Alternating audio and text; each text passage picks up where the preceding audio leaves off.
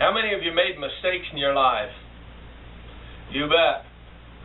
We all have made mistakes, and one of the ways we remember them is if you're married. Your wife will never let you forget the mistakes that you made. Like the day that I had, we had just gotten a young cat, and it was a tomcat, and we was going to have him fixed for the kids and keep him around a little bit better that way and a little more mellow. And so I called up the vet. I was going to see if, get an appointment. So I called up, and a man answered the phone on the other side, and I said, "Sir, I need to get an appointment to have my cat fixed." And the voice on the other side said, "Sir, we haven't really moved into that line yet. You do know you called the airport." My wife really enjoyed that and tells that story often, way too often. And of course, the stories don't end with just me, and I have a bunch of them on me. But my father, when he was a young man in the late 1930s, his uncle had bought a one-time license for his truck in the teens. Instead of paying, I think it was $5 a year, they could pay $100, and then it was a lifetime license for that truck. And you could sell the license to somebody else. The only way it died is if you died owning the license, and the license is no good for anybody else.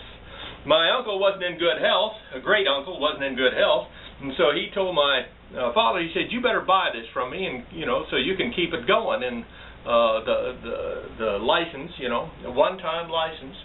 And Dad didn't have the $100 right then, but he could have borrowed it, he said, but he didn't. And it was getting closer to World War II. They could tell that war clouds were going in over there at Europe. And so Dad wasn't as interested in it as he should have been. And needless to say, though, if my father would have purchased that throughout our farming career, and he owned a truck throughout, he'd have never paid license on that truck, because that was a one-time license deal, and he didn't do it. A lot of mistakes. One of the bigger ones that I know of is I had a salesman for many years. He came in here and would sell the candy products or different products that I sold on the truck, beef jerky, to me. And he'd come once a week. He told that when he was a young man, just graduated out of high school, that he had saved up $1,500, which was a lot of money back then to save up. And but he'd saved the $1,500, and he had two friends in high school, real good friends. They were brothers. The two friends were brothers. And they told him, they said, "We're going to start a mail order catalog. And we'd like you to come in. You got $1,500. We'll make you a third owner of it. A third owner." And he said, "No." He said, "I'm taking my $1,500 and I'm going to California, and I'm going to be rich. I'm going to be rich." Okay. He said that in years later, of course, he didn't get rich out there, and he ended up moving back here and just being a salesman for the rest of his life, basically on the bottom of the pay scale like everybody else. And the brothers and that mail order catalog, you might have heard of it. It's called Cabela's. Cabela's. He could have been a third owner in that.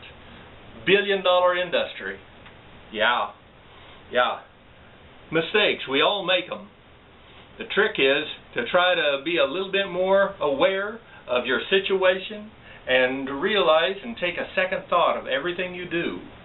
Because any given step can be a landmine in your life. The wrong road can get you killed by a drunk driver. Or it might be the place where you can become as rich as you could possibly imagine. But those are some of the mistakes. Rate this film.